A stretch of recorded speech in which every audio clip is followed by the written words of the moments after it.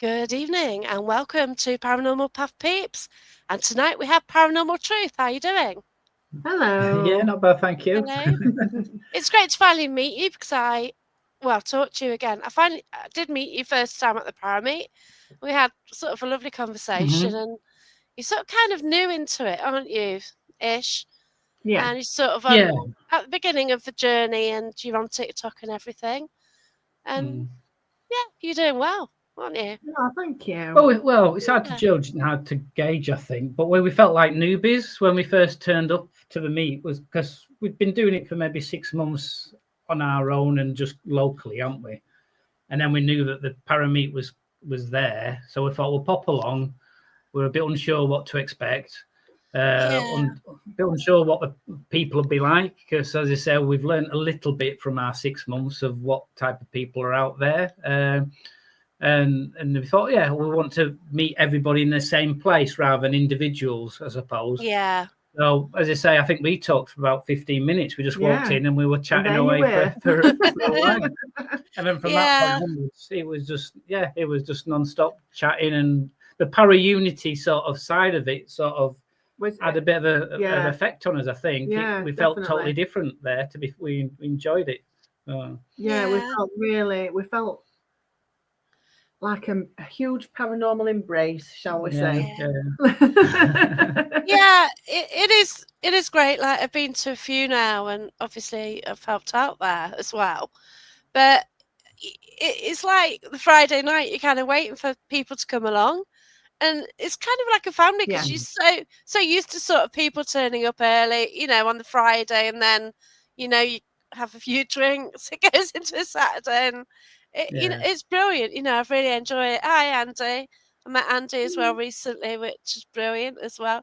And it is great just to meet people. And, sometimes you meet people on Facebook and you see the name, you see the team. But when you actually meet them in person, I find them very similar to,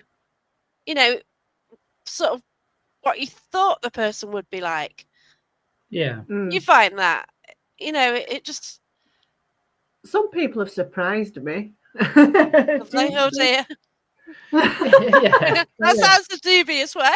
But yeah, it can happen anyway, can't it? Yeah, but I think especially with Parameet, when we went, because I suppose we were in like our own little bubble of like sort of teams in our area, and I think that just opened up like our eyes, and like it was, I don't know, a bit like an epiphany, really. Yeah, to some extent, in a way, because it was like, wow, there's so much more, and there's so many different people, and so many different avenues, and all, and it was just fabulous because, like, obviously we love the investigation side, don't we? Yeah. But there's all other areas that we're really interested in as well. Because we've sort of come at it from a certain perspective, and we know that there's a big wide world there. Obviously, we've grown up through paranormal experiences, and just as kids, I think same as probably everybody you maybe talk to, say growing up in the 1980s, you got your little books. Is it Richard Maynard's sort of Book of Ghosts or whatever, with the big monks and all the pictures in? You're thinking, all right, I'm interested. At 89-year-old, it's sort of an exciting sort of time, and you're sort of thinking, well, I'd like to see a ghost. But then you grow up and you don't have it. Well, I had a little maybe sort of experiences when you sort of sadly, like when your grandmas are passing away and they experience things on the ceiling when they're sort of obviously unwell, and they're picking things up and they're seeing people and relatives, and you sort of can't understand why. You got, what do you mean? How can they see people? Sort of what they've seen, and as an 8-year-old, I didn't understand it, but you're sort of thinking, well, that's different. But then you say you move on, but I've always had that interest in ghosts and the paranormal, and obviously through TV shows that you sort of pick up as you grow up, and Help My House is Haunted, or what do you call it, Most Haunted, those sort of things. You thought, oh, that'd be great. It'd be good to go on those type of shows. And that's sort of where it grew initially for me, and I think you've had slightly different. Well, sort of similar and different, I suppose. Like it was like something I shared with my dad. In my childhood, my dad, like, and I think we've still got the book somewhere. It's like really thick, a really big, thick ghost book, and it used to belong to my dad. And I remember my dad telling me about, because his dad passed away when he was 14, and I remember him telling me a story about when he woke up one night and his dad was sitting on the end of his bed, and I was really intrigued, and I was like, what did he do? You know, and he just said he was just sitting smiling at me. But then my dad sort of brushed it off and said, oh, I think I was just dreaming, and you know, this and other. But I don't think he was. And there's a couple of things that really sort of stand out in my mind as a little girl. I can remember.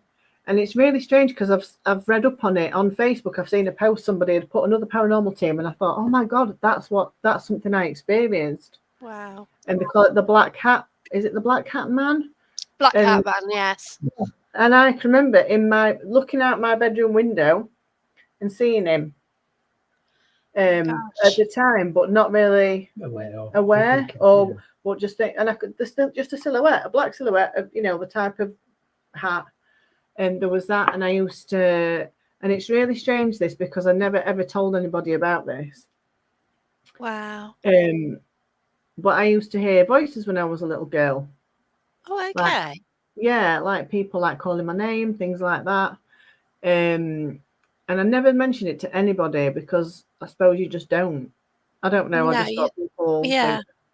And I went. It's about 2 years ago. I went and I had a one-to-one reading with Ian Lawman. Yeah. Which was amazing. And he was telling me all these kind of things, and he said, you hear voices. And I was like, wow, incredible. Blew me away. And I was like, well, it's been a while, but yeah, I used to a lot. And he said, yeah. And he was sort of saying, he told me to get some tarot cards, and he said, just try and sort of tune yourself in a bit, and you know, they said, but I was blown away because he knew. Brilliant. And I've never told anybody that. That is brilliant. Yeah, I've met Ian Lawman, and I have some items, and I asked him to hold them, and I've had them a while, and I just keep them in a little bag, and if I sort of go towards a medium, I sort of take them and sort of say, what do you get from this psychometry, really? And I passed them to him, and he said the lady was in transition, and she actually passed away within 2 weeks of him holding them. And, you know, it's incredible that, you know, that should happen. So, like, quite a few mediums have actually held them, including Derek Akora. He passed them straight back to me, like they burnt his hands. But with the items being what they are, I'm not surprised, you know. Yeah, it's just, but yeah, the mediumship thing is incredible, isn't it? Totally. See, I'm one of those people that's always had readings. Oh, brilliant.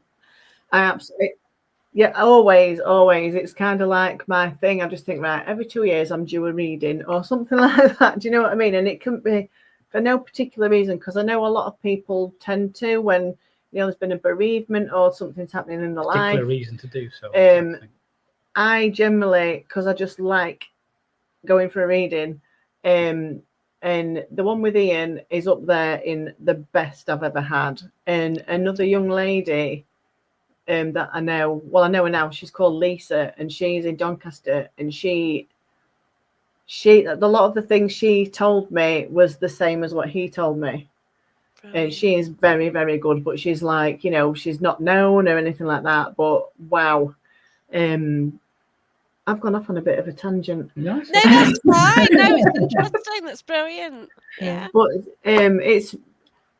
But getting back to why I've always had an interest in the paranormal, basically, you know, for those sort of reasons. And we've had a few goings on in our house as well. Yeah, not just what you've had in the past in your previous house. Yes, in my old house when I lived in Doncaster, because I moved across to Barnsley to be with you. I tempted you across, didn't I? You did.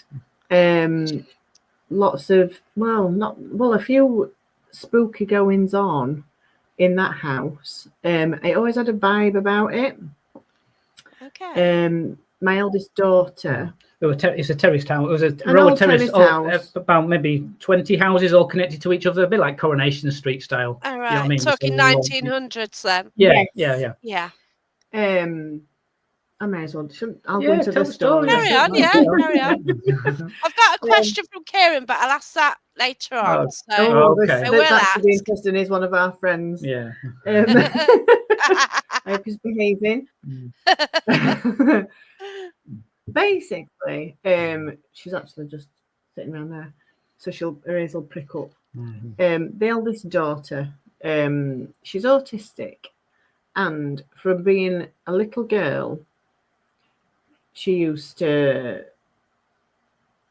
say things were in the room, because I was a single parent at the time. So when she was like, I don't know, 3, she used to be like, "Mummy, make it go away," and she used to point to a corner of the room, and she always had that kind of thing, and I'd be like, "There's nothing there." Fast forward to when, let me think, how old should have been 7-ish, 8-ish. No, okay, it's when I met you. Oh, was it when you met me? Not just before. Oh, okay, just before. So she was she 14? She would have been that age, yeah. Yeah, so she's about 14. And I had this young lady, Lisa, who was a medium. She came to my house and she did a reading. And she was telling me all sorts of things. And I just need to reverse slightly. Sorry about this. Just before, it was probably a couple of months prior to this, I came downstairs one morning and Phoebe's in the kitchen and she said, "Mum, there was somebody in the house last night." And I'm like, "What do you mean?" "There was somebody in the house last night." I went, "What, like a burglar?" And she was like, "No." I went, "Well, what do you mean?" And the house, it was like an open plan living room, dining room, and then there was a kitchen door, but it was like glass top part and then wood bottom, so you could see into the kitchen. Yeah. And she said, "Well, I was in the kitchen making myself a hot chocolate and I saw somebody." And I went, "What do you mean?" And she said, "I saw them just walk past the door. They walked past." And I went, "And then what?" She went, "They disappeared." And I was like, "Okay." What? And she just said, I can't tell, just look black or just dark, or I'm like, "Right, okay." So we'll fast forward now a couple of months to me reading with Lisa. So we're sitting at my dining table and she's telling me all these things, and the staircase was sort of behind her, and she stopped and she like looked around like that, and she went, "There's somebody here." I went, "Right, okay." And she went, "It's a woman." I was like, "Right." And she said she's dressed in black, like sort of Victorian dress. And she said I said, "She's not connected to you, but she's been drawn here. She walks through all the properties and she's been drawn here because at the time I'd split up with my ex, and she was like, 'You're giving off a lot of negative energy, so she's been drawn to you.'" I'm like, "Right, okay." And she said, "And she likes it. It's really homely. She really likes it. So she lingers here a bit." I'm like, "Okay." And she pointed and she went, and she comes in here, walks in, and she walks across there, exactly the same place where my daughter said. And I was like, "Whoa." So I told her this, and she was like, "Yeah." And she's also saying you were tossing and turning in bed the other night and you could hear the floorboard creak in your bedroom. And I went, "Yeah." She goes, "That was her. She was stood there." And I was like, "Well, can she not?" I don't want to stand next to my bed. Yeah. Oh, wow. So there was that. And then since then, in 2019, my dad sadly passed away. Oh, wow. We've got his ashes here, and in our old house, when we had his ashes there as well, we were getting all sorts of things happening. A few different things used to go off, and again, people might have the way TVs would go on by itself and play music. The telly would come on for no reason whatsoever. Wow. At the middle of the night. Xbox would turn on. Always when Jamie was asleep, I'd wake up in the middle of the night. Oh, wow. It'd come on. And I'd be like, so I'd just go to turn, to wake him up, and then it'd turn off. Yeah. Was that's strange. Now, did you kind of wake up, then a few seconds later it would come on? Or was it different from that? I had that. I used to have that in my pub. I used to go to bed, wake up with the start, and then like a second later, the TV would come on. And sometimes it'd go to white noise and it looked really creepy. And then it'd turn itself off. And that happened frequently. That's really weird. Yeah. I think it did it once, didn't it? Did it once one time where I think that we were sort of talking to it, sort of thing, to ask it, like you like a bit like a cat ball or anything like that. You asked maybe to move, and I think that one time, I think it actually did something with like as if it was trying to communicate. But like I know that the Xbox, I was even like, and I'm not a debunker, but I like to sort of try and work out the rational a little bit more, I suppose. Oh, yeah. I'm interested in everything. And as I say, from all these stories, I think that's what sort of led us down the path of doing things together. But I thought, well, I know Xbox updates at night time sometimes, and it'd be like the middle of the night. So I'll check to see if the settings are saying upload when a new update comes. And I checked and it wasn't even doing that. So I was like, oh, wow. Why is it doing it? So it's like, so it's thinking I can understand it doing it if it was doing that, but it wasn't doing that. So why? It even did it a few times actually, because at the time it was 3 stories, weren't it? Yeah. And I'd walk into the bedroom on the top floor, and I'd literally walk in and it'd come on. Wow. And it started happening in the daytime, and I was like, and I used to go because my dad was called Trevor, and I'd be like, Trevor, is that you? You know, I used to be like that. But we've had all sorts. And then we moved to this house. And this was a bit of a strange experience. I was hoovering upstairs. And I could hear the telly had come on. But really loud, like the soundbar had kicked in. Oh, wow, yeah. So it was dead loud. And I just thought, right, I'll go downstairs, I'll finish hoovering and I'll go down and I'll sort it out. And I even heard like the channel change or something changed. You know, it went from, I could tell from the sound it had like. Yeah. And I thought, I bet one of the kids has gone down and put it on and then not realised the sound bar kicks in and that's why it's so loud, but I'll sort it. So then my daughter come out of the bedroom. I said, have you just been downstairs put telly on? And she said, no. I'm like, right, okay.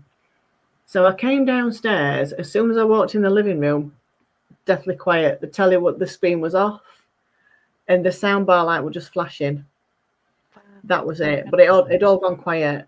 So I thought, right, okay. And then my friend came round about half an hour later, and I was telling her what had happened, and she was like, "Oh, that's a bit strange." I'm like, "I know."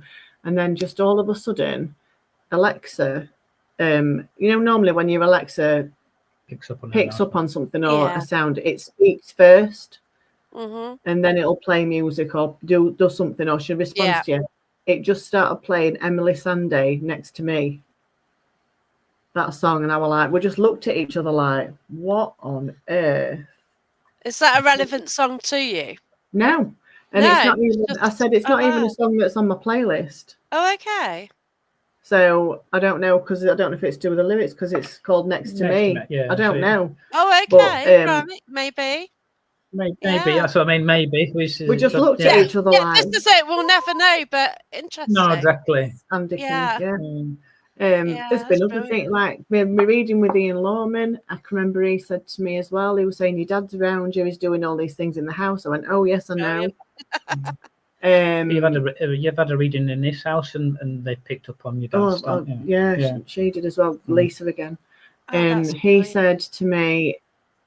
He said, keep an eye on your kettle. And I was like, right, okay. And the kettle was brand new, wasn't it? Yeah. And that was when we were still in the old house. So then we moved to this house. And then one day I walked in the kitchen, room full of steam. Oh my gosh. And the kettle's boiling away, but it had not clicked off. And I said to you, I'm like, hey, did you flick kettle on? And you were like, no. And I went, come and look at this. And it's done it twice, hasn't it? Yeah. I had to physically, click it off. Yeah. And cable wasn't caught on top of switch or anything like that to keep the, you know what I mean? It's little things like that. It's a cordless one, isn't it? So. Oh, bless you. And he said to me, he's going to do something with your kettle. Keep an eye out for your kettle. And I was like, oh, okay. Not thinking of anything at the time, but it's all been a bit quiet recently, so I don't know if there's more. It's maybe because we're being more active. I don't know. We might just be listening in now. Probably. You just don't know. But because those are the sort of things that sort of got us a little bit more active and wanting to get more active. As I say, we've known each other. Well, we've been dating for a while, haven't we? But we thought, well, we're married now. No, we're married now. I know we're married. But we were dating for a while, and then we booked on to Simply Ghost Nights. Yes. Near us at Cusworth Hall in Doncaster. Just for like one of these paranormal meets where you just turn up as part of the sort of public. And, you know what to expect. Yeah. And then have an evening there. So there must have been about 25 people, and obviously the people that run it, and obviously their helpers and volunteers. And we thought, oh, let's have a bit of fun, and just because it was a place of childhood, like it's somewhere I'm so familiar with. Wow. I've been going there since a little girl on school trips.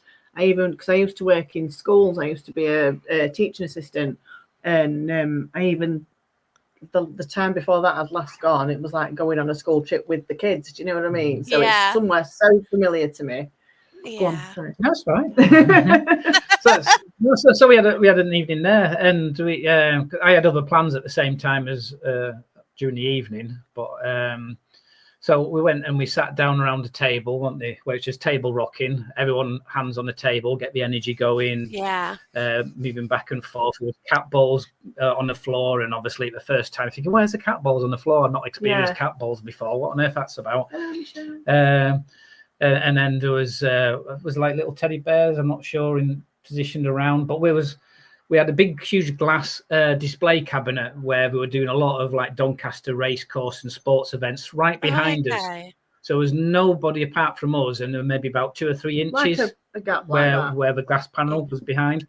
So we were sat there, and I was 2 on this side, and then obviously 8 others, and we were just starting putting our hands on, and the table was going back and forth, moving sideways, lifting up on one leg. Felt like it was literally lifting up on the floor, and we thought, this is amazing, like sort of thing. So it gets your excitement up just experiencing that. But then you cried out, thinking, ow! All of a sudden, I jumped up, and I was like, oh my god!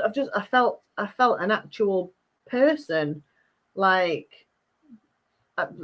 it's so hard to explain. It's almost like they put the knee behind me on my bum, and like I felt the whole body press against me. Oh my gosh, creepy. And it freaked me out. I didn't like it because it felt like an act, and there wasn't room for anybody to be behind me. No, and there was nobody that could have been anyway. Because I was keeping an eye out, just watching what was going on, and you're thinking, oh no, there's literally. You're thinking, well, how on earth that happened, sort of thing, and that was like the start of like, wow, there's things that were happening. Things afoot, that we just don't know what it's about. So that started off the evening, which was really good. And they said, in this room was a resident ghost that called Norman. He comes out a lot, so they visit that place on a regular basis, and that's quite an active room. Helps. So, which again, you're thinking, there's a regular ghost that gets mentioned, it appears and it does things. You're thinking, okay, then that's an interesting thing to think about. That there's normal, regular things occur and communication with a spirit on a regular basis. That makes you think, well, okay, that's another thing that's sort of like, well, there must be. Is there something there? Is there a way of talking to something on a regular basis? There was, because I felt it. Well, I know, and as I say, so but you say that starts getting your cogs working a little bit and thinking, there is something to this a little bit. And then we went off and we did a couple more rooms where there was like the words being generated from the meter, wasn't it, in another room, box and things and that was quite interesting, because some of the things he said were connected to the place. There was a lake outside, and they talked about water and things like that. And then we did a Ouija board, which was probably the first time I'd done a Ouija board. What did you feel? What did you feel before you did it? Did you want to, or were you scared? I sort of did, because I've come from a background of I'm a product designer by trade, I suppose, and I've come back from a game development side. So I've designed fruit machines and gaming equipment, but was it Waddington's that originally? So it was a board game in the past, Ouija board, wasn't it? It was a family power game. Sold as a board I game. do know. I forgot. It's not Hasbro, is it? You should know. I'm not sure if it's I don't know. Not Waddington's. No. Is it not Waddington's? No. So I thought, let's have a little bit of fun sort of thing and just try it, because if it was based like that, then obviously people use it for whatever reasons, and it's always got the occult side of it. But I thought, well, yeah, let's give it a go. And it moved around, and the person that was communicating was having a bit of fun with us all. It was potentially a Victorian a lady that used to work there. Yeah, one of the kitchen maids, and took a fancy to one of the guys that was moving the glass. So you're thinking, oh, okay, then is it not? You don't know. Is somebody manipulating it? And I've done a couple of Ouija boards after, and again, I think it's a matter of, I suppose, trust and knowing who you're doing it with. That's a big one, yeah, a massive one. Yeah, so we've been on a couple of investigations since, and we know that the organisers of the event have had family members on the Ouija board that I don't know how that works, but it didn't feel right.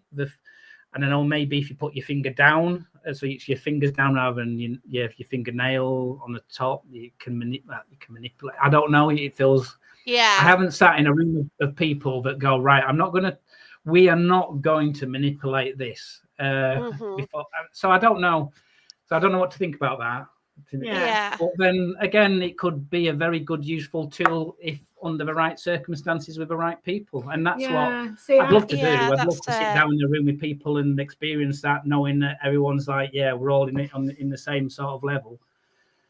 But if you come to the Parameet, then I'll sort of bring one. Yeah, and that's the sort of thing. That's what made us feel comfortable. I think it made us thinking there is people, and especially when with Neil, and we booked ourselves up for next year to go and come down to the actual museum. Oh, fantastic! So that's what we're looking forward to, because it's like, we're in a good place, and I think we feel like we're in. Yeah, that's how we felt. We've come to the right place. Yeah. Oh, that's brilliant. So glad you enjoyed it. But it's just like-minded people, isn't it? And it, without egos, and just get on with it and enjoy it. And this is the thing. There was no sort of right and wrong. There was no like, you should be doing it this way. You're not doing it right. You should be doing it. There was none of that. No, that's right. Because you do get some of that, unfortunately. But it was just so relaxed and just lovely. Yeah. So that was our first sort of soiree into it, I suppose, and I proposed to you on that night as well. He proposed to me on that night. Wow. Yeah, because you were really scared, and I was not for me proposing, but she was scared, and I thought this is a good opportunity for her to maybe say yes. So which you did. Scare her into it. Great. Well, it was that's the new one. Yeah, once I'd felt that, whatever it was, that just threw me, didn't it? Massively. That it frightened me. It really did. And I still, I talk about this a lot, don't I? Because sometimes I do still get on edge, and I can still get a bit frightened sometimes. Yeah. Well, it's natural, isn't it? Exactly. But then I've known people. Yeah. I've known people, there's been other teams we've worked with before that have sort of made me feel ashamed because I've been frightened or something like that, or like it's wrong to be frightened. And I think it's a natural, normal human reaction. It's a human reaction. I've screamed. I've screamed at events, not because I'm scared, but because I've seen something in the same way. If a rat ran in front of me, I'd scream. It's more of a shock and surprise. I'm not going to let it. Yeah. But when I had this dark mass on Matlock's stage and it grew a face, I screamed. It's like, it's just, I stood there. I wanted to see more of it, but it just happened, and it's natural. I might do that. You just never know. It's like Jamie's dead cool though. Like it's cool as a cucumber when we do an investigation. Because sometimes we'll like split screen on TikTok and you'll wander off, won't you? And he just wanders off sometimes. I'm like, where's he gone? You don't get, he's not bothered at all. Whereas like, I'm like, no, I'm not going off. But that's who you are, isn't it? And that's what makes your style appeal to people as well. Because you're being human, you're showing who you are. Yeah, definitely. It depends with me on where. It's really strange because certain locations I'm more on edge, and other locations I'm like fine. Yeah, you're really comfortable. Maybe you're picking up on something then. Possibly. It just depends. I can never really tell till I'm there. No, it's weird. Right. It's interesting. I've got a question from Kieran James. Okay, right. There you go. This one's for Ruth. So I guess there is an answer to this one. Have you ever had any surreal experience whilst doing an investigation? So I've kind of touched it a little bit. But I guess this is specific. It's being good. It's being good. Recently, when we went to Roche Abbey. Yeah. Oh, nice. And we're in the wooded bit. I swear. Well, we've had a few recently. We've had a few, and this is the thing. Yeah, we've had a few interesting. It's and again, until you start to speak to more like-minded people, it's like we've had coincidences of it seemed like, is it just a coincidence? But it's a very strange timed coincidence for certain things to happen. Now, again, we don't know because we're new. We might be thinking you're putting two together and you're getting 5, or you're wanting to force a coincidence to mean something more. But as I say, what we've picked up, we have felt that there's certain things that occurred. Well, this is very recent, but that wasn't there actually. That wasn't Roche Abbey. What I'm going to talk about. Okay. Yeah. Somewhere else. We'd gone on a split screen. Jamie had gone wandering off into like a wooded bit. Yeah. And we had another. It's called Steve. Is a guy on his own. It's called Steve's World. Is fab. He's lovely. We get on so well with him. So we've been out a few times with him, and he was with us. You've gone off into the woods, and he stayed with me where we were. So I wasn't on my own. And then he went off into the woods. But we took turns, didn't we? Because we thought, well, you go off first, Steve. You see what you can pick up, and you come back, and I'll go off, and then see. We won't tell each other what we've seen, or what's occurred, or what's happened, and then we'll, at the end of the evening, or at some point, we'll have a chat and just say, did you experience that, or did this happen? So that's what we did. So I'd gone and wandered off, hadn't I? Yeah. So Jamie's off in the woods, and we were getting like cat balls coming off we've got like a little. It's a stress ball, but it's really light. That had got rolled off a few times. Like we showed Kieran, and he was going, "It's wind," and I'm like, "I'm telling you now, it wasn't windy that night." No, it wasn't. And when Jamie was off in the woods, and I was, calling out and things, and I was like saying, "Spirit, if you're here, Jamie is in the woods. Can you go and speak to him? Can you say one of our names, say Ruth or Steve to him?" And on Jamie, you're walking about with your necrometer on. It said Ruth.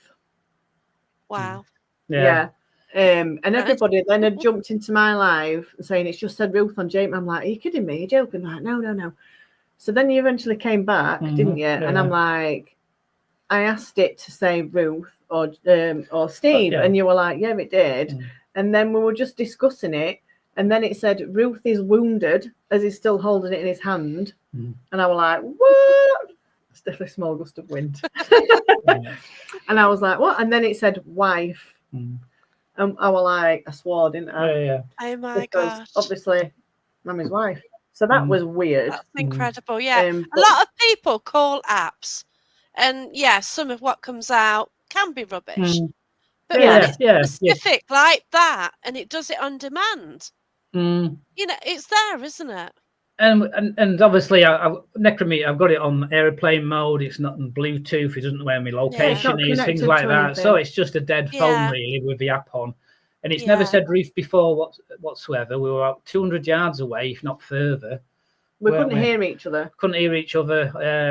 And I was on the TikTok and I'd just shown Ruth on the screen, but obviously I couldn't shout across and said, "Oh, it's just said your name." It was totally independent. It was weird, and it was the same place. I love it. Yeah. And we'd been there before. It's like a big monument of folly near us in Wentworth area. Yeah. And we'd been there previous. And I'd done the same, and I'd gone off and wandered in the woods again. So typical. And I'd come back, but on your device, it had in a period of maybe 15 minutes or so. Not even that. Maybe 10 minutes, if less. It had mentioned the name Gary and the name Winifred. And Gary was my brother, and Winifred was my mum's name. Both of them have passed. And so I came back and thought, well, you told me when I come back. You'll never guess what it's come up with. and the names have never appeared on the devices whatsoever beforehand or since. And I'm just thinking, wow, Winifred, mate, is a bit of a... It's not a common name. Not a common old name. Gosh, no, it's not at all. And then to have Gary again to come up in the similar sort of feed, I suppose. You could see it. You could see, because it shows you what words. They were still on the same screen together, but further apart. Do you know what I mean? So you could see that within, 5 to 10 minutes or whatever, that's what words had come out, and they were both on there together. Yeah, and it wasn't my phone; it was your phone. So again, it was the iPad. Yeah, and I don't even mention. Obviously, if I mention my name, my mum, it'd be mum. It wouldn't be Winifred. So I wouldn't even be. True, I wouldn't even be saying sort of my mum's name in that way. So it's like, it's little things like that just. And then again, I don't know how other people see it, but it's just like, there's some strange things that just kick your interest further, doesn't it? I'll just read the comment then. Just let you know, Andy, that device which kept going off all the time was on an investigation and the battery went. So then all of a sudden this device started going off all the time. So this would only probably go off once during a night. But now whatever was using that other device is now playing with that one. Right. So that's actually air pressure. So it measures changes in air pressure, designed by Andy Guy. And it's playing. Oops, it's playing again. So no reason for anything to change. But I just thought I'd try it out. I just thought, because the other one hasn't been working because it's got no battery in, and this one has been. So I think it's my dad has potentially moved to use that one to get attention. But it's there. Well, this is the thing, you just don't know. Exactly, and that's what we've been getting a little collection. We've been getting. You met Amanda at the Parameet. So it's like I don't know people. You try and put your own sort of sense to it, and I class it as fishing sometimes. Not that I fish, but you go someplace and it can be really quiet and you just don't get anything. And then you got your devices, and it could be modern devices, it could be trigger items, but it could be anything. And sometimes one thing works, and as you say, another time something else works really well. You can have a quiet night, you can have a busy night. As you say, you can try and get the energy going. Well, nothing's guaranteed, is it? At the end of the day, and that's what we're there for. We're going to investigate. Really, and it's fun, isn't it? Because and that's what we treat it as. Because we enjoy doing it just generally. It was like something we picked up on, obviously, as through sort of like TikTok and a period of time. It was something we've grown interested in, haven't we? But we like the historical side of things. I mean, we generally anyway, because we've got National Trust and English Heritage memberships. We love going off to places. Anyway, before we decided to start doing this, because I loved history at school. It was.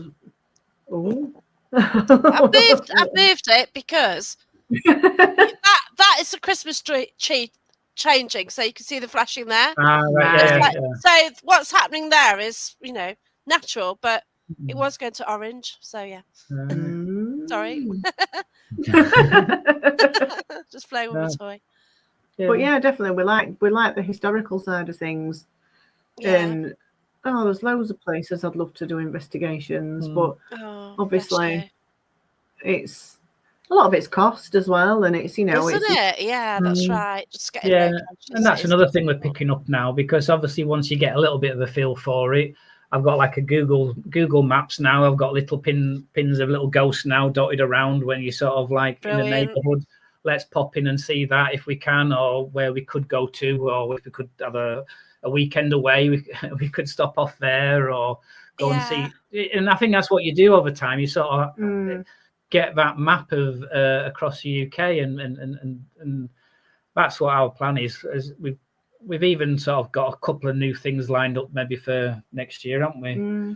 which I don't think anyone's done before. But again, it's the first time, and it'd be a weird experience for us to go somewhere new and try something out. Yeah. But again, that's part of our growing experience a little bit. And hopefully, if it works, then we'll be excited to bring people along and say, look, what do you think of this place? And did you get something from it? So, that's what we're trying to do, isn't it? That's brilliant. If you come to Nottingham, let us know. Yeah, definitely. Because you're not far, really. Here I can get. Yeah, you're not far at all. About 2 hours, isn't it, from Barnsley? Yeah, roughly. It's not too bad down the motorway. Yeah. And that's what we try and do. We on TikTok, again, it's hard to judge. And this time of year, it's a bit harder to get yourself out of the door. Yeah, you've got to be careful, Yeah, and it's dark, and it's straight away. We're learning all the little. We're trying to learn a little bit. Try and go somewhere where you've tested the signal first. That's one of the. That's an important one. Yeah. Yeah. So try and set up early if you can and get a feel for the place. Check the place out. Because we're not really urban explorers, are we? No, and we don't. We're not. We don't go out every night because you do get some that, and we.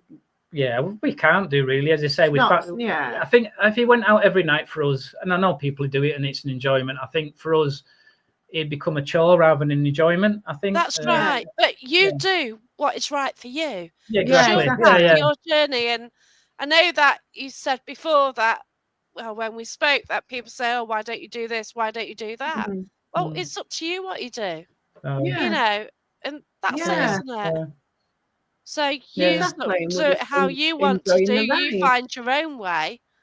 Yeah. There you go, really. Yeah. And this is if we can experience stuff that we can sort of pass on that experience and that enjoyment that we're picking up to other people or that scariness, then I think that's what we like to do.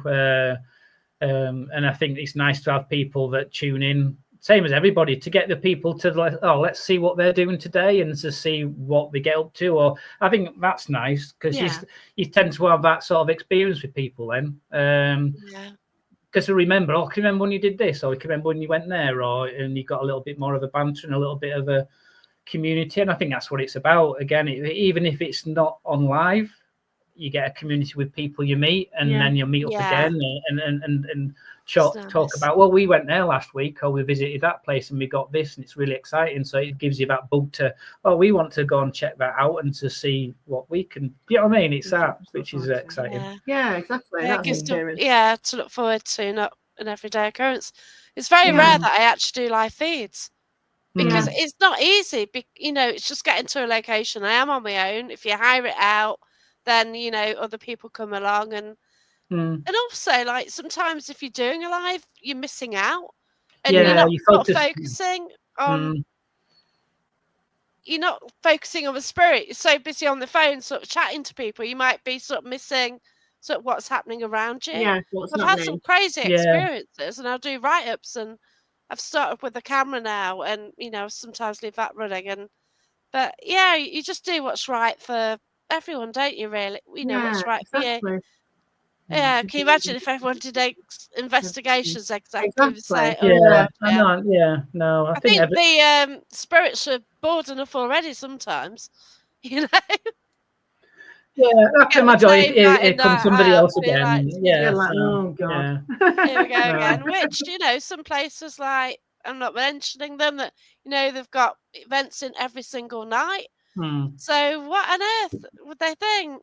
Yeah, it's got to be tiring. It's got to be, we've got to try and entertain them again. I just can't be bothered tonight. I'm just going to sit and And to be honest, we're not. Sorry, I met Olivia and Amanda, and they came to see my pantomime. So that's right. What are you in the pantomime? It's finished now. It was a character which was the sidekick to the evil queen, Sleeping Beauty. So I've put photos out on my page. I might put one out on the might put one out.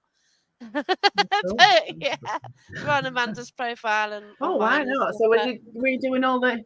It's behind you. Well, I didn't. I was. I had a duet to sing and stuff, and it's fun. It's something different, you're right. Yeah, you know, I love doing panto. I've been doing it for about 10, 11 years now. Oh, wow. Yeah. Yeah. And, you know, like, I've been doing this since July this year.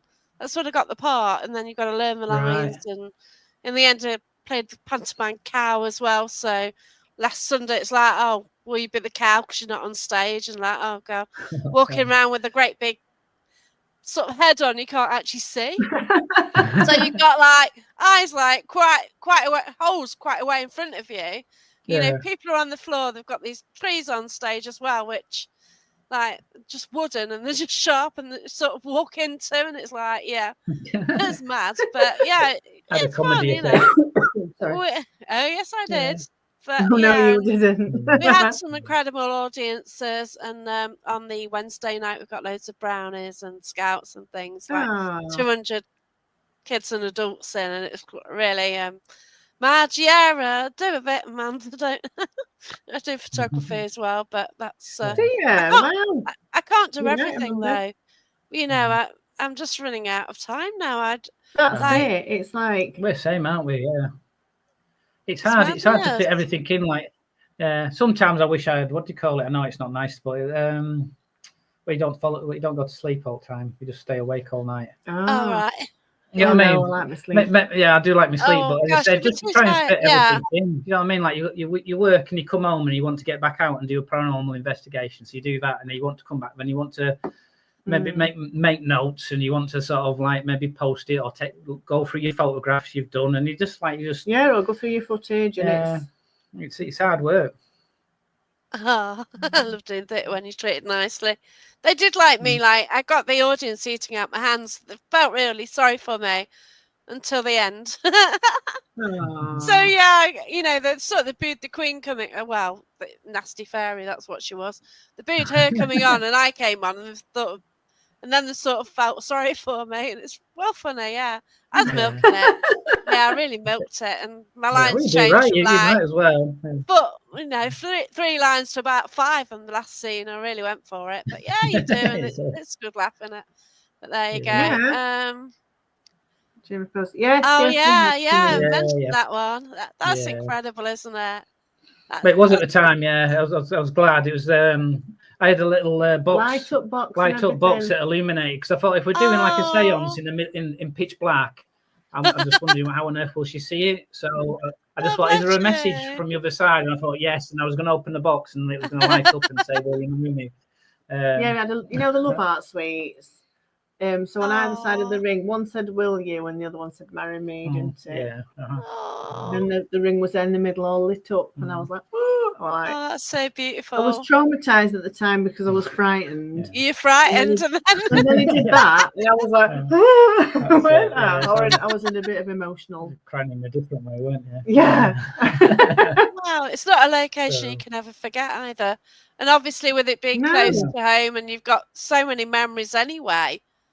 And then one of the first paranormal investigations, and then engaged as well. It's like, wow, isn't it incredible? Yeah, it was lovely. Can you have your wedding? Oh no, you had your wedding. You didn't get married there, did you? No, but we thought about it. The only thing that stopped us doing it there, because they didn't have accommodation there. If they'd have had accommodation there or something, then we would have definitely, because I love it. It's still a favourite place. Oh yeah, we wander around, take dogs around there, don't we? And, we've done a little outside investigation around the grounds rather than indoors. Oh yeah, because when you can, you sort of do sneaky. Yeah, we've sort of wandered in with necrometers on, sort of thing, haven't we? Just like wandered about, and then just to see what's going off. And, we've been in before, and where Norman was. Yeah, that door moved. Yeah, there's a really big, heavy door, and it's moved on demand. Like when we've asked it to, open.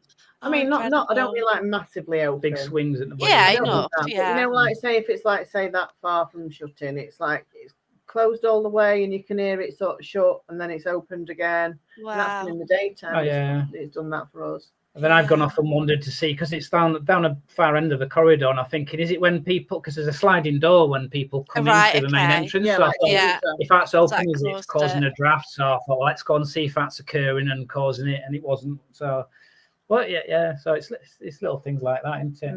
We were going to try that last time we went, but I was like, I don't shut it. Somebody might come and we might get told off. Yeah, that's it, isn't it? Yeah. You try and push the boundaries as best you can without being told off. I suppose sometimes. That's right. I'd love to do a proper one there. I would. I'd love to. That's definitely like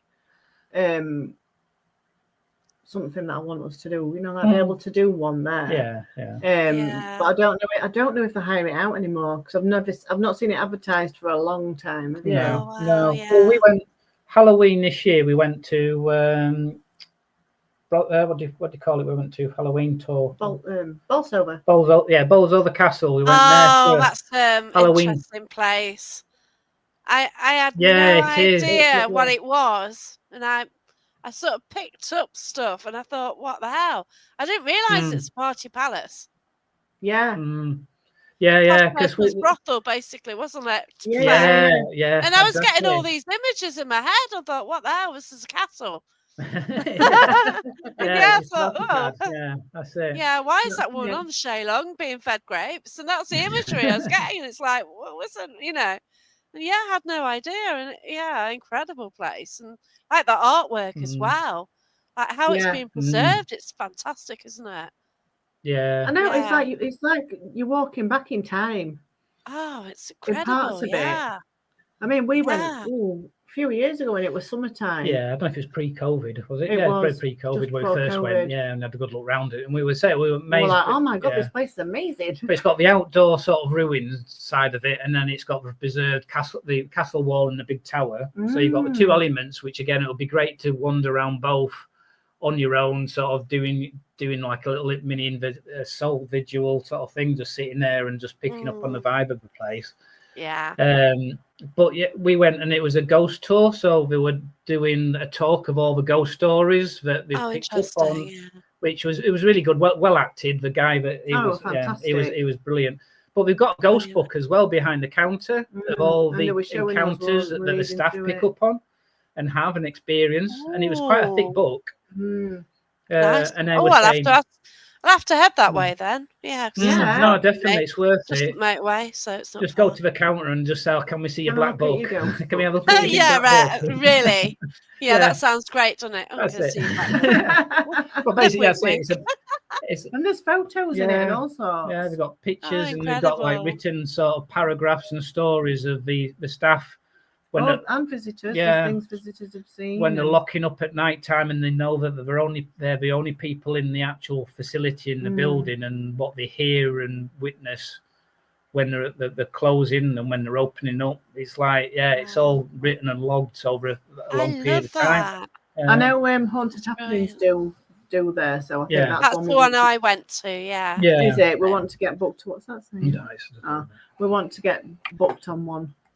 I think at some point, don't we? Because I'd love to do it properly, because we were allowed, I think they gave us like 15 minutes where we could go off, and they gave us like an EMF meter, and we could, so we got our like apps out as well, and we were doing little bits and bobs, but with us now being professionals, I love it. So, it's like we went upstairs and he said, you can go into this place, and everybody wandered up.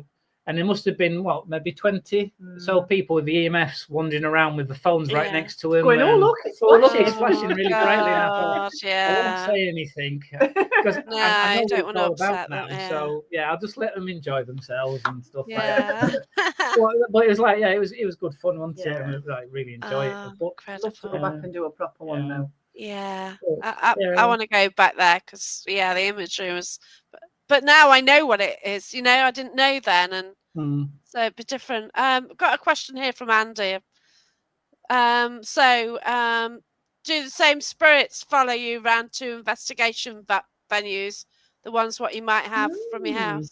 Well, this is the thing, because we've started recently. Well, obviously at Parameet, and is it FX Paranormal? We sort of. We had a couple of items that we've got a little like cabinet of curiosities now. We've developed over our period of time, as you do. You sort of pick things up. We've got little trigger items. I've got my dad, my grandparents' gas mask. We've picked up a few which was worked really well on a particular site that we went to with Paranormal Uncovered, wasn't it? Cole and Andrew. Oh, the gas mask. Yeah, we went some old military sort of air raid ACAC sort of pillar outside Sheffield, where the ACAC sort of guns were stationed to obviously stop when the Sheffield was being bombed, and we got some really good activity. We had an old grenade, obviously, that was defused, and you'd hope so. and as soon as we brought those two out and started asking the questions, it was going mad. It was like all about soldiers, everything. Yeah, cat ball, EMF, everything was going off, which was amazing at the time. Really good. Unbelievable. Yeah, but we've got a few dolls now, which we've got 10. Yeah, we've got 10. Yeah, 10? I'm trying to keep it within the cabinet. Yeah, I'm trying to keep it within the cabinet, so rather than expanding to other rooms.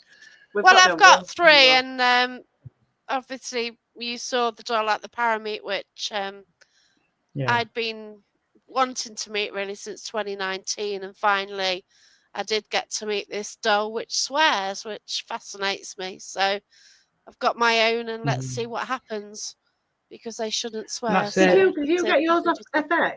Did you get it off FX? Well, I did get something from FX, yeah. I've not done anything with her, to be fair. Because we got 3, didn't we?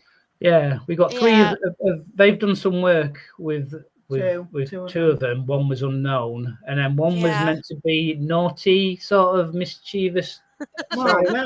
Negative. Well, negative, yeah. They said good luck. Good luck, yeah. They handed him across. Yeah, so. And that's strange because he's called Eli, and actually he's appeared, hasn't he, on on an investigation. He has actually. His name's come up. Eli came through. Yeah.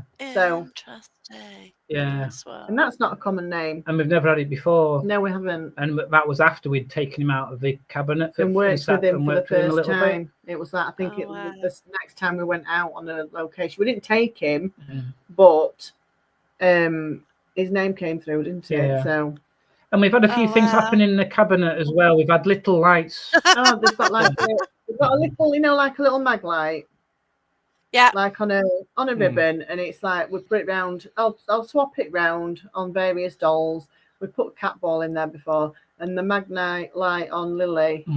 Yeah, you've got up in. Well, we've gone to bed. I normally do the routine of turning everything off at night time, making sure cats and dogs are sorted and everyone's settled in. Everything's pitch black. Go to bed.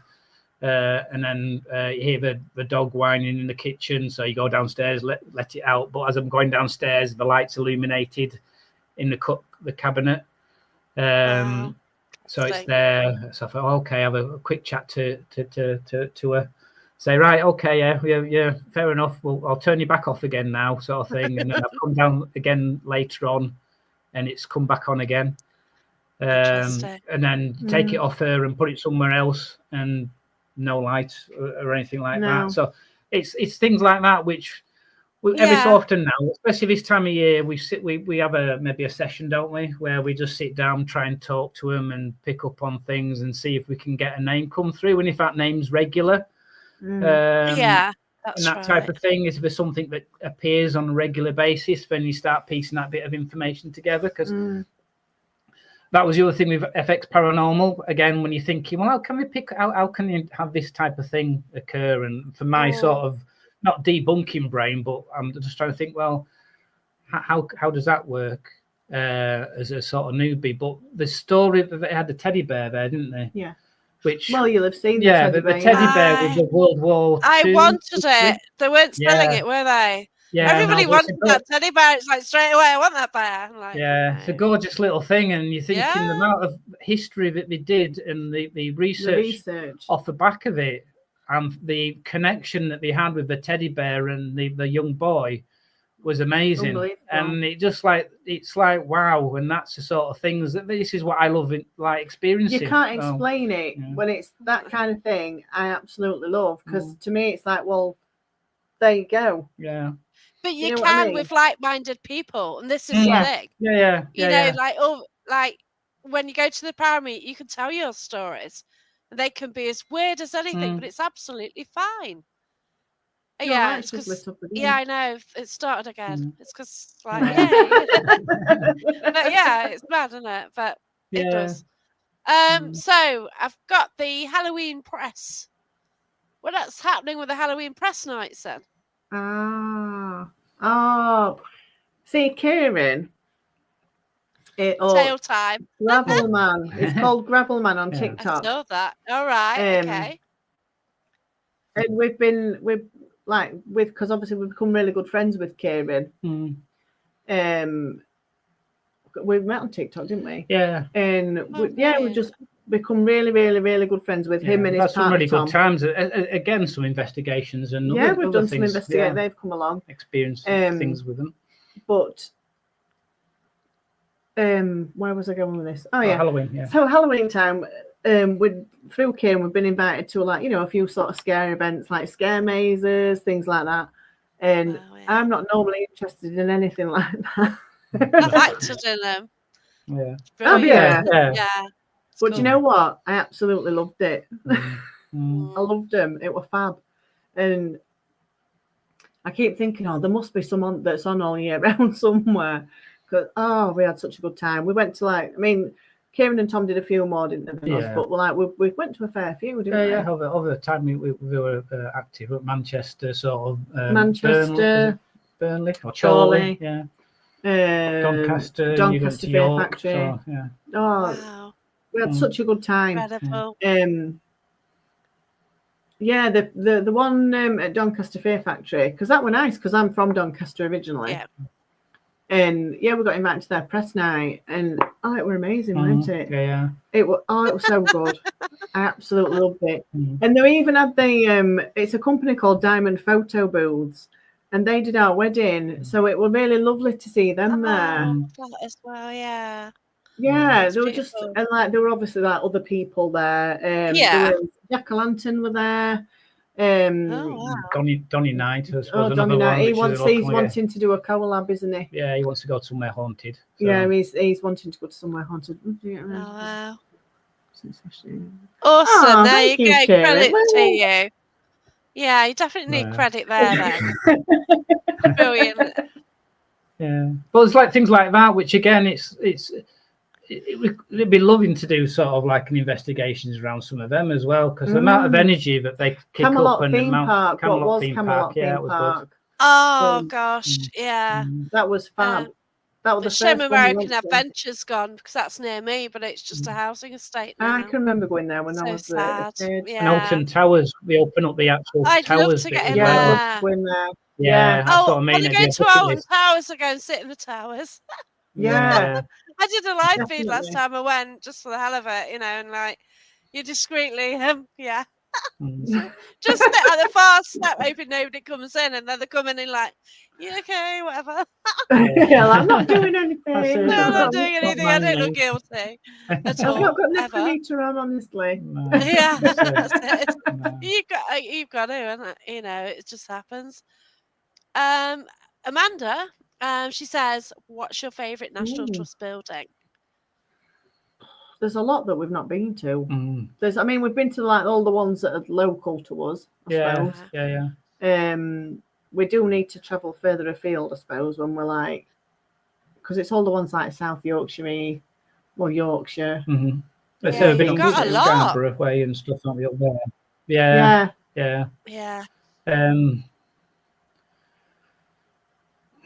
Well, it's at least recently it's Spot Fifth. I'm going to say, That's not. Yeah, the castle. I don't know, because Nostell Priory. There's Nostell Priory as well. That's literally 15 minutes down the road. Yeah. Wow. So we'd go there a lot anyway with the dogs, because it's pretty much on our doorstep. Yeah. You took me on a massive bike ride there. I did. Yeah, when it was summer. Nearly killed me. I can imagine. Yeah. Well, they're the sort of places which are quite hard, because obviously you've got a what do you call it, a speaker or a sort of guide in every room. Oh yeah, it's quite hard to be sneaky really sort of thing. casual. Yeah, just have a chat and you're talking to yourself in a corner of a room. Where I really love and I want to do? Bowling Hall at Bradford. Yeah, that's a nice place. My dad used to take me there when I was a little girl, and because there's a ghost room there, and it was always that intrigued me from being little. Right, cool. Yeah, it's really bizarre where it is. It's like slap bang in housing estate, really, in a housing nowadays. estate. Yeah, that's obviously been built around it over time.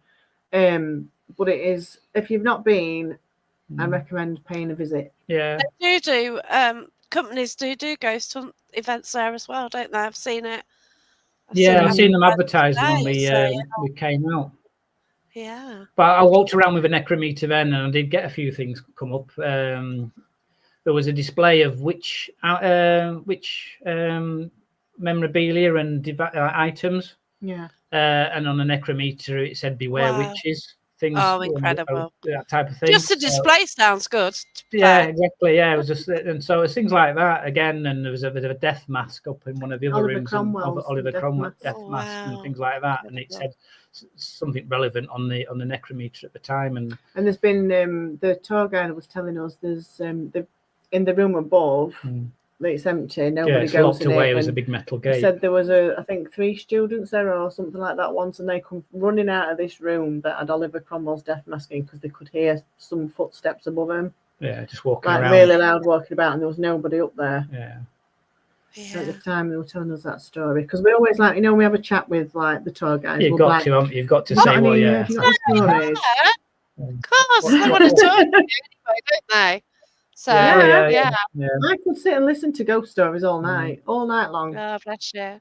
I really could. It's that it's so intriguing and fascinating. Oh yeah. Oh, it is, isn't it? Yeah, first-hand accounts are brilliant. And that they are unusual, aren't they? And you don't know which way it's going to turn when you hear someone's story. It's No. When you've on an investigation you've seen. Yeah, and it's something. But it was that quick. Yeah, it was one of those where again, I don't know if I can pick up on anything, or I don't think I can. I think my mind's always buzzing a little bit too much because we've always talked about past life. I'd love to have that done. Yeah, but I don't know whether or not I'll allow my mouth. Yeah, I just don't know if my mind can go back and say, right, let your mind relax enough to. Yeah, I get you. I'd be thinking, well, what am I going to think about?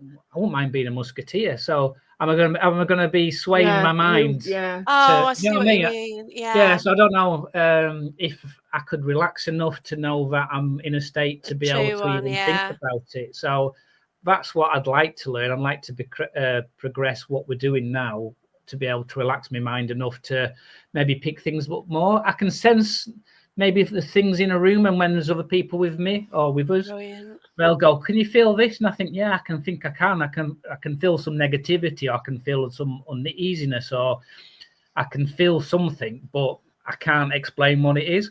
But we're walking down this I think it's a town hall near us, and it's a corridor between the old building and what would have been the staff quarters going into maybe a modern building. And I was just looking at some of the devices I was setting up. I set up a little Scooby-Doo room guard that I got from when I was a kid. It was infrared, and you set it on room guard, and Scooby-Doo just sits there. So it works. It works. Well, it works infrared. Yeah. If it picks something up, it's activated before with nobody in the rooms and that. But I was walking down this corridor and I just looked up, and I saw, I'd say, a white image of maybe a lady. It may not be, but it seemed to be in human form, walking from one side of like a door to another. And when I got down there, because it must have been maybe 10, 12 meters down the corridor length, and the doors, one door was open, the other door was locked, and it had walked into the locked door. And I thought, well, I've not seen anything like that before, but I've when you think you'll get logical. But I can't explain it, but I think I've seen something. But that's mainly the only time I felt. Oh, bless you. Yeah, there's something. Well, when we went to, this is when I rode shabby when we were in the woods, and I said to you at the time, because I literally turned, I kept hearing noise to the side of me, and I literally turned to the side, and it was literally like that, like a split second. I swear there was somebody right next to me, but then it was gosh. like, did I say, was there? Or, it was like that, but it was literally like there was somebody just right there, just looking dead at me, and then but then I thought, it was that quick. I don't know if my eyes were playing tricks on me or it was an actual real thing. Yeah. I don't know. Yeah. Interesting. And these are the things we pick up on. Like when we went with Steve's World, and I say like we TikTok at times when we do things, and we obviously get people picking up and watching, and they pick something up through what the camera's seeing. And Steve was similar. So Steve, I think, did I wander off first? I think yeah. I think I wandered off first, and went up this pathway, and we sort of like have a static area. So we have one camera sort of in a static area, and then I'll wander off. So there's two sort of areas of interest maybe to look at. And so I'd wandered up this pathway, and I kept wandering up and wandering further down, and I was just enjoying myself. I got to a sort of surrounding where there was like a rope hanging from a tree, and I was asking for the rope to move, and if you could like do anything with the rope, and sort of then sat quietly, and there was movement, but say could be a squirrel, could be a bird, really. Could be anything like that. Communicating, got a little bit back on the necrometer, but again, you try and make sense of that, whether or not it gets a movement of the conversation going, or it's just random. I was enjoying myself, but then I came back and I thought, well, that was okay. That was pleasant enough, and I didn't really pick up on anything. Then Steve says, I'll have a wander up there. And then so he was wandering up there, and then his viewers, some were saying, oh, don't go up there. Or no, stay where you are. We don't like it up there. It's like, it's evil. And I thought, well, I've just been up there. So, well, it's like, that's interesting, because is it because I'm not picking up? Is it I'm not sensing anything yet? I'm quite sort of like closed off. And that's what, again, I find that interesting. And maybe over time, hopefully I can open up that channel. Maybe I can experience things a little bit more. But that's another bit of excitement for me, is that hopefully I won't be scared the more I open up. But because like, it always used to frustrate me a bit when we used to watch Most Haunted, and you got the characters on there. As soon as something happened, they'd run a mile. They'd run in the opposite direction of where something was happening. It says you spend the whole time, spend 3 or 4 hours in an investigation for something to happen, and then you run off in the opposite direction when something goes. And I'm thinking, well, why? You know what I mean? Yeah. Like, so I think once you do it yourself, you realise well, that's part of the journey. That's part of the excitement. I think that's why we do it. Isn't it? Yeah, definitely. I've not run off anywhere. No, we've not run off. I've not run off when I've got scared. I've just been like, yep, don't like that. Yeah, exactly. but then again, as you say, it's experience over different people. It's like you're meeting all these different areas of the sort of like paranormal world, and as you say, that's what excites me. It's not ego. We were not out there to sort of compete against anybody. No. We're there to talk and chat with people, and exactly. sort of like, I love meeting all these different people. Yeah. That's brilliant. There's some really interesting people. Yeah. And as you say, there's not enough time in the day, is there? There's not enough weeks in the year. Sort of thing. Like work gets you the tokens so you can go out and play, and this is it. Exactly. It pays for your fuel, it pays for whatever. But unfortunately, you've got to do the day just to have the fun. But Kieran's asked a question then. It's Drive. What do you think? Yeah, well, is that us particularly? Our thoughts, because again, when we first start off, there's like those mythical places. I've heard lots of mixed. It's not that like all these lists, top whatever. It's generally up there, isn't it? It's on the bucket list. Exactly. If you're a paranormal investigator, you've got a bucket list, and that's probably a top 10 of places to go in the UK. It's not mine though. No, but I think that's a general sort of like people know about it because of the history. It's got a reputation. Recent news, isn't it? It's sort of like 70s sort of history, and where you've got recordings of things, and you're thinking, well, it would be good to go there, experience something yourself, but you hear so many hits and misses, so many urban myths about it is something there isn't something there. It's really hard now to go until you go. Yeah, and that's right. And also it can depend who you go with as well. True. Exactly. Or it can depend maybe on the weather, or loads of different reasons for not getting activity, or then there can be different reasons that they are getting activity. Might not like even we said be to do with the earlier, venue. it's like, like we said before, it's like the spirits in there might be like, oh, for God's sake, again. Yeah. So there's another load, you know. Yeah, that's it, isn't it? And you kind of do wonder, and especially, you know, when they are open every day. Tom, we've got a question here. Have you ever spoken with a celebrity spirit? Spirit. I know full well why he's asking that. No, I haven't, Tom. Not that we know of, because no, we've not. We've only said the first name. We haven't said the full names when names have come through. Okay, right. But we've not come across anybody that's made themselves aware of who they are. Aware of who they are. It's normally. It's normally, I'm saying, in connection to usually where we are, the locations where we are now. So, that's right. But again, that's something. It's interesting to, as I say, to talk to more people. As I say, when you go to Parameet, and they say you go to other, you'd like to know maybe to how you can make the most of your potential time limit that you might have. Because again, you talk about a build-up of energy and the ability for maybe a spirit to communicate with you. How best can you get that communication for that split moment in time? So I suppose that's the hardest bit, isn't it? To say, because you might get a name come through and you might say something else, and then it disappears, and you're thinking, well, how can you make the most of your time with something to get the most relevant? And I think that's what everyone's looking for as well, aren't they? To some extent, right. I think. Yeah.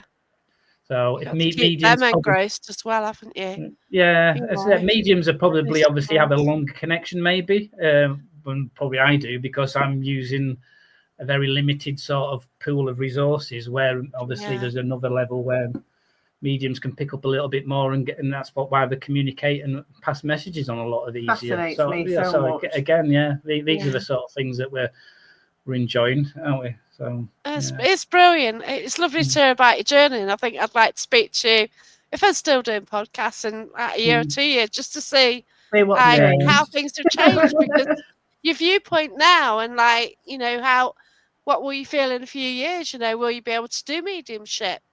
You can actually open up, and you can sort of do. You know, I can speak to spirit sometimes. You know, and I don't. Right, I think for me personally, exactly. I think light in the background again. I think for me personally, it's something I think like to explore. I think the thing that's prevented me from previously, because like I said, it's that fear. Yeah, that's right. I think now with doing this, I'm sort of, it's true. I think you need to be more frightened of the living than the dead, and I think more and more I'm realizing that, do you know what?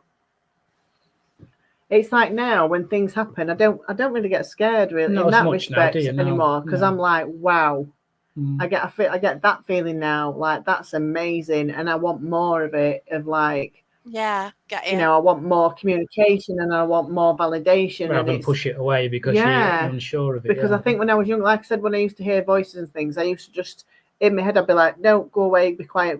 And I used to shut it down or shut it, I'd just be literally saying, go away, or like that, because I didn't want to hear it. And I think I probably blocked out a lot of things for a long time. Now, whether that is anything, I don't know. But I think, like, the more we're doing this, the more I'm like I'll talk to my dolls all the time now. Yeah, it's just changed, doesn't it? Your thoughts and everything.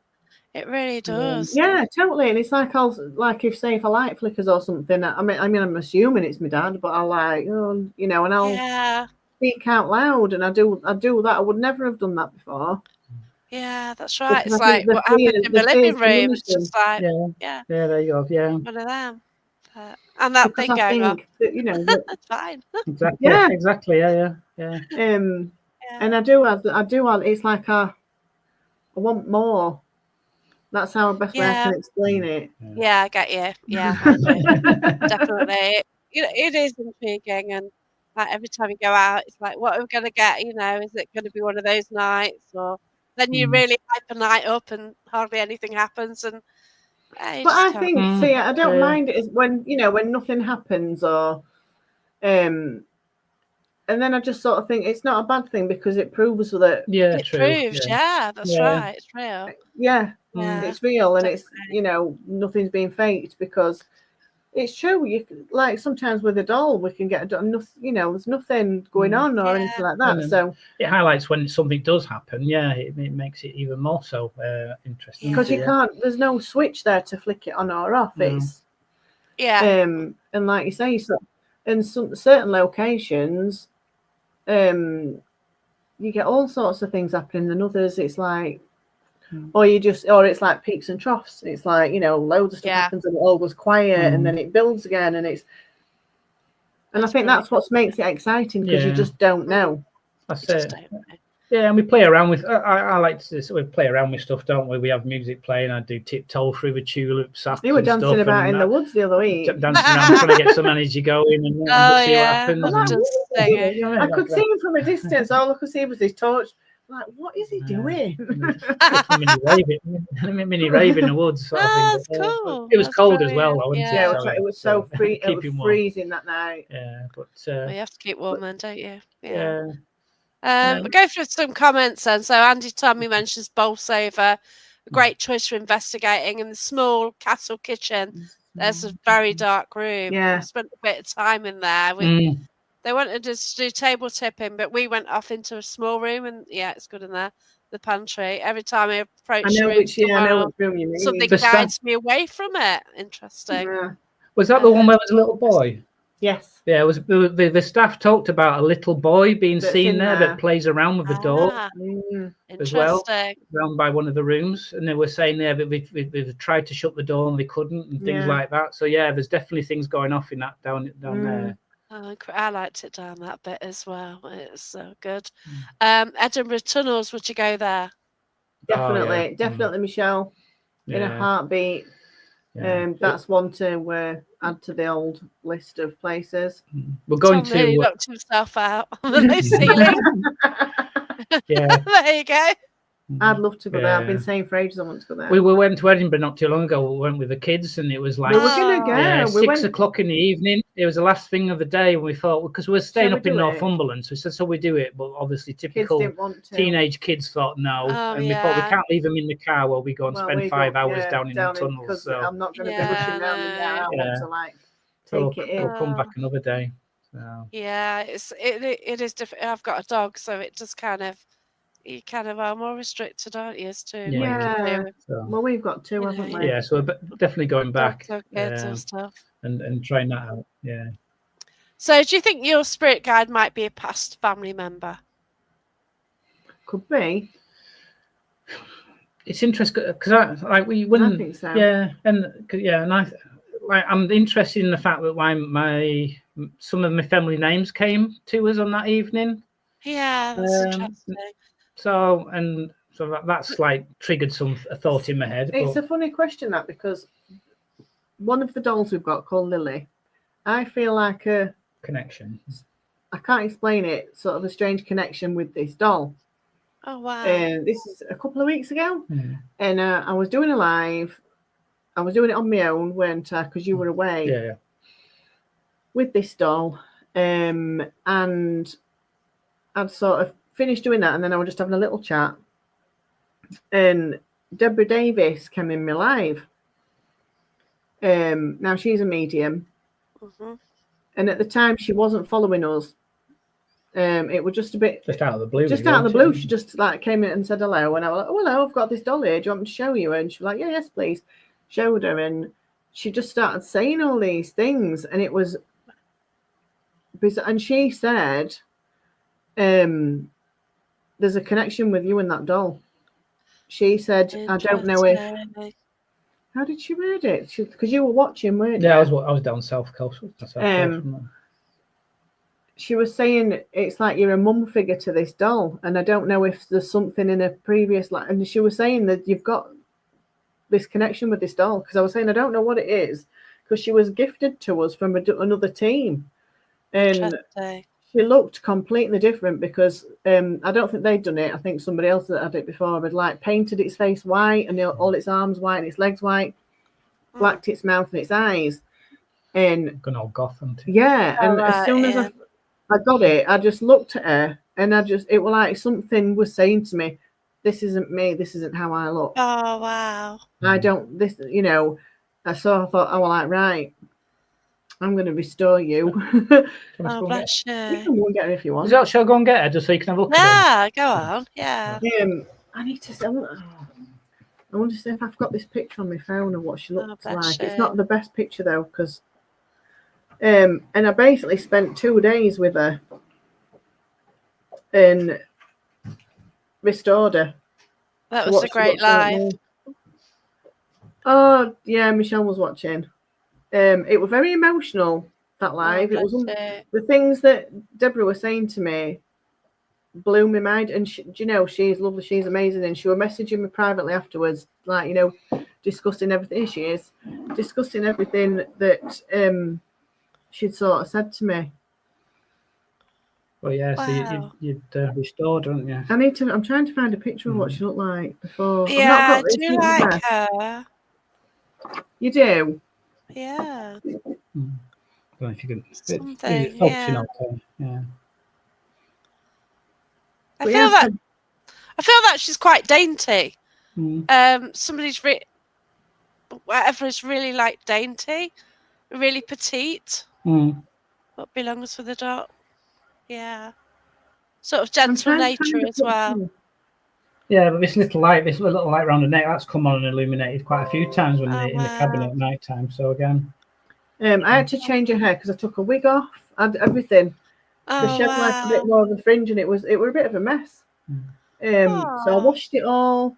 I curled it all again. Oh, bless you. I put her new eyelashes on. Honestly, she was stripped back.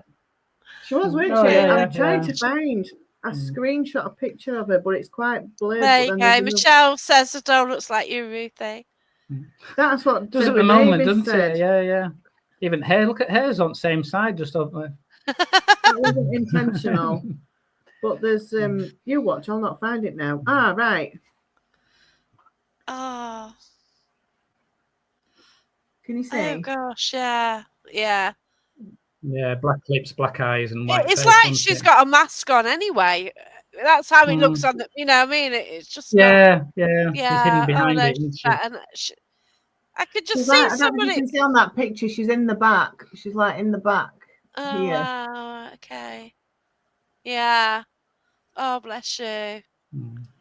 Yeah, I just feel somebody's like kind of genteel and like really petite and really gentle, nice nature. I don't know. It's just. Oh, I like that. When we do put her out and have her sit down at the table, we get some really good things with her. Yeah, really good. And they're quite positive things. There's never really a negative. It's always really nice. And this is why we're using these sort of times at sort of in the winter sort of things. So when we do go somewhere, we can decide if we want to take sort of take these along with us. Then we know who to take maybe with us and just see what sort of feedback we might get when we go to somewhere where we know that we're there for like 12 hours and we can like properly settle in and put things down in a place rather than, you know what I mean, outdoors, and you just don't know how sort of long you're going to be there for and what the weather's going to be like if you've got public sort of walking past you and it's you know what I mean, it's like that's it's outdoors, more of a stable environment. They really are, definitely. But she's my favorite, and I can't really explain why. I don't know. It's just a feeling, just a thing. Incredible. Yeah. Some people might think I'm. But people do become attached to to dolls. Like in the centre of Hannah, and like so many go and pick her up. You probably saw her at the Parameet, didn't you? And she's bless her because she's. I mean, she has now because there wasn't anything I could do about that. But when I took her wig off, I found because we're a bit like she had like a skull cap on, and you said what you're going to do if there's something in her head when you take that off. I'm like, I don't know. It wasn't, but I was like thinking, oh my god. But all her head was like broken, weren't it? And she's got like a very faint hairline sort of that goes onto her cheek, bless her, but I can't do anything about that because, like, she's obviously her head's been dropped at some point. Yeah. But it's part of what's made of her. But, bless you. But so I had to, like, I glued all the rest of her head back together and then sorted a wig out, and there we go. I've got one with the face missing. Right. That was it's porcelain, and she got part of the face missing, so it's a bit sad. She was found in a car park and wanted to make a Halloween doll out of her, but she started freaking the dog out. So they posted it on my local spotlight, and I ended up with her. So she sits with my other doll, which was from a 1940s tea room, which people complained about. Oh. So they sit together in the back room, so it's all good. Yeah, this is it, isn't it? Look at this, Andy. Union between you and your doll is a personal thing and not for others to criticise. Yeah, exactly. And that's it, isn't it? You know, we do what we do, and you know, it's all part of the whole thing, isn't it? You know. Yeah. Well, it's like the other one we've got, Eli, that's meant to be the negative. I don't feel, it's like my youngest daughter, as soon as we fetched him home from Parameet that day, and we like showed the 3 that we'd got, and she was like, "Oh, I really like him." And I was like, "Do you know what? I do," and I don't feel anything bad with him. No. See, I've had a spirit before who's really angry, and they were just frustrated, and that's what came through. And I sort of identified that there was a frustration, and then it like just totally changed, and that could be it with that doll. And you know, obviously in that environment, you respect the doll, whatever's with the doll. That's it. You're listening to them for the first time, or you're sort of sitting down with them and actually giving them a chance to actually express. Yeah, and that's the thing, isn't it? And that's what we're learning, aren't we, a little bit? Yeah. But and then we've had, I like that about you too. It's lovely. That's nice. Oh, thank you. I like that. Well, yeah, but we've had a psychic in we know Andrew really well, don't we? He's come in and he's picked up on the cabinet and he's picked up on one particular doll and he's got a funny vibe off it. But it's not Eli. But it's not Eli. It's not Lily. It's not her. It's this other doll, and she looks really nice looking doll, blonde, you know, plaits, pretty doll, and it's like I don't like her. No, there's something about it, and it's like I can't even look at her. Yeah. Do the doll? Yeah, I think they do sometimes. Yeah. And especially when when we've got one out on the table. I mean, I know cats jump up, but Gizmo especially, she's attractive. Yeah, she looks. But especially when we've got Lily out, this one, she's an old cat. She's always on this table, and she's always coming up to her and sniffing her. Did you say the doll's name is Rosie? I feel Rosie. This one's Lily. We do have Rosie. Rosie's in the cabinet. We got there Rosie. You go. Maybe picking up on that then. I'm getting the name Lucy. Right. Really? Yeah, getting Lucy. I don't know why. My sister's called Lucy. All right. Don't know why. Don't know where from. Yeah. But we have. I do have a notepad. So every time we obviously. Yeah, Lucy. You make notes. I don't know. I don't know why. Yeah, we'll make a note of that and just see what occurs because we try. Did you call her Lily?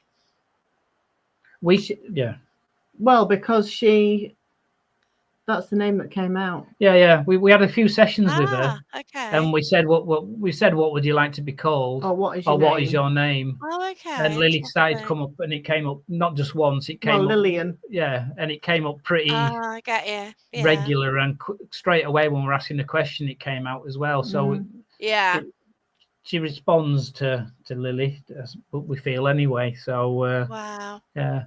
But the other ones. Apart from me, Eli and the what do we call him? Man baby. Yeah. That's okay. It looks like a man baby. It's a little 1930s. It's not porcelain, is it? It's not porcelain. I don't know what he's made of. Yeah, little doll, but he's got like a business suit on. He's got like a black sort of. Maybe, I don't know, 1940s workman's outfit. And we were at a car boot, weren't we? And we spotted him at the car boot, and we both we just thought, he seems interesting. We both looked at each other, so we thought, well, why not? We'll bring him home. Wow. Well, we had loads of other dolls, but it was just like, ooh. So, yeah. So we sat him down a couple of times, haven't we, and had a session with him, and just again we've made notes and just see if anything comes through. As you say, you never know, but you never know if we go somewhere and take them with us. There might be trigger items because it's a 1930s doll, so you just never know what might come through when you're So it's incredible. But I do love your sort of compassion. Sort of towards the spirits, towards your dolls, and it is nice, and well, we don't know how to do it any other way, I suppose. In theory, they were people like us, you know what I mean. So they might want to be heard. They're passing the message on. They haven't passed. There may be a reason why they haven't. We're not a bit. Well, we don't claim we can do anything with them. You know what I mean. We can listen to them. We can talk to them, and if we cry out for help, then we might be able to know people that might be able to come along and help and assist. But we never say. We would never attempt to. We're not at that level. Maybe, as you say, talk to us in 12 months' time, a year, 2 years' time, like that, or whatever. We'd never be able to help in that respect. But it's not our thing, is it? No. So we don't feel it's ever going to be a thing. But we could maybe sense. Who knows where your journey leads, and that's it, isn't it? And how you think now. Like I started trying to do mediumship about 8 years ago. I don't have a reading. I was scared to death in case somebody start choking and try and hide the fact that I was going to die next year. You know what I mean? Like that was a major fear, going to a medium and they're saying, oh, and then you get the weird facial reactions or the stuttering because they can't tell you something. And but it, and it just kind of like scared me. But now, I do give reading. Well, not frequently, because I have given readings and people have cried because I've been spot on. It's like, oh, okay, I don't want you crying. I'd rather speak to ghosts. You know what I mean? On true. On investigations. Because then it's just hard to see someone in tears, and yet it's a good thing you're doing. But it's if you know what I mean. That makes sense. Yeah, totally. But way that agrees. That's weird. But thank you so much for your time anyway. It's been brilliant. So where can people find you? I want to speak to you again in 2 years' time to see how you're doing. We'll hopefully meet again. We'll hopefully see you at Parameet. We need to get our tickets. I'll take my board. Yeah. Well, we're on Facebook, aren't we? We're just slightly growing on Facebook. And we're on TikTok. We've got our own personal accounts, but we've got Paranormal Truth account, which is our main. Paranormal Truth, isn't it, on Facebook? Yeah, exactly. And we've got an Instagram as well. Yeah. So we're that's trying to be visual. It's all Paranormal Truth, then, is it? Yeah. We've not dabbled into the whole YouTube thing. That might be something that comes further down the line. I don't know. Because we've got places where we want to go. Well, we took about 20 minutes. Well, no, not 20. We took about 3 weeks trying to find a particular grave stone near us out in the woods, and we found it. But the signal's really bad. Signal just goes as soon as you get round to it. So we might do videos from that, and we might say the only opportunity to sort of like show it is obviously maybe a pre-record something, and do it that way. So you never know, unless somebody knows something amazing about how to boost your signal. But when you're out in the sticks, I know Gary Fields. He does a lot of lives, so I don't know if he boosts his signal in any way. So can have a word with him. There's nothing more disheartening, when you get to it, especially in a really amazing location. And it just and your signal's rubbish. It's like, isn't it? It's like, oh no. And then especially if you've advertised it, it's like exactly. Meters live at 8 o'clock, and you get there, and you're just like, no chance. You got like, sorry. Facebook, we have a bit of fun, don't we? We just do like, and I think that's where you just have a bit of laugh with everybody. Just as I say, all the other different groups and see what they're up to. And I'm trying to do something daft, aren't I? Where I'm trying to do like an interactive thing where our followers can decide. Do you like the old adventure games where you used to read a book and it used to take you in different directions? If you go to this turn to page 50, do that. So I'm trying to do something like that. I'm just finishing it off, and that'll be interactive in a way. So that'll like direct us as cartoon sort of characters going through and you're thinking of working on a board game? Yeah, and again with me old. Oh my gosh! Wow. Like a ghosty board game sort of thing. You are artistic though. If you do not, your logo is brilliant. Oh, yeah. It does look a little bit like, because I've got a little bit more grey in my beard. So artistic license. That is I've so sort cool. Of, because I mentioned that at the Parameet, how cool your logo was. Yeah. I actually got a photo of you at the Parameet, didn't I? And I had to get a photo. Yeah, you did. Yeah. Back of the logo. With Jamie's product design background, you've got that mind and the creative side for. I mean, I'm a little bit, in a different way. In a different way, definitely. But as I say, I think we're trying to have fun with it. We're trying to obviously engage and enjoy people's company. And as you say, we're just hoping 2025. We're out a bit more, meeting people. We know what we're doing maybe a little bit more. Yeah. So when we're talking to people, we sort of asking them maybe the right questions a little bit more now. Oh, don't doubt yourself, though. Well, this is what you do, don't you? When you're young, when you're young in the actual field, not young as it's in actually body, but you do though, don't you? You think, we're just being daft, the people looking at us and thinking, you haven't got a clue, but we just do what we can. I think we're both guilty do what you do. Yeah, that's it. But then just enjoy ourselves and don't talk yourself out of things. No, well, we're not now. I think we're at that age. We're at that age. We just got to do it. Yeah, we're just like, you know what? We're enjoying this, and let's just see where we go with it. What happens. No pressure and just no negativity. Just enjoy it. Yeah, just crack on. And we'll be seeing Barry this week as well, won't we? Because we're going to one of his. I think he's doing an evening with Spirit into this week, so we're popping along to that. Barry. Barry John. When are you going? Wednesday.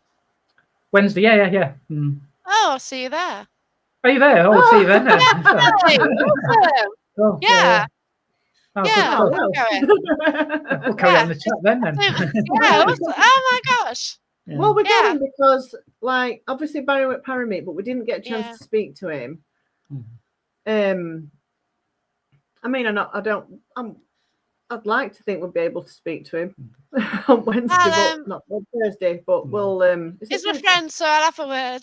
All right, well, that's Wednesday. And it's just, Wednesday. Yeah. I mean, I love that kind of thing anyway. Yeah, it is Wednesday. Yeah, and it's only about 15 minutes from where I work as well, so it's even handy. Yeah, so it's handy. It's an hour for me.